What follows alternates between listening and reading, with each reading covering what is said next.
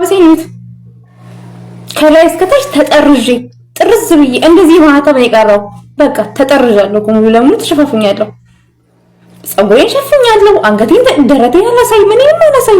በቃ እቺ ፊቴን ነው ማሳየው። በቃ እንዴ ኢጃብሽን በስነ ስርዓት አውርደሽ ልበሽ ትለኛለች። አግብታ ወጣለች እኮ እኛ ቤት እኮ አይደለም የምትኖረው። አንድ ቀን ነው የምትመጣው። ጅሙር ማርወር ብቻ ነው የምትመጣው። አትመጣም እኛ ቤት ግን ረቀናቷ ማን እንዳይማልል ባባ ከኛ ጋር አይደለም። እንደው ባባ እንዳይማልልባት እንዴ እንዳይማልልብኝ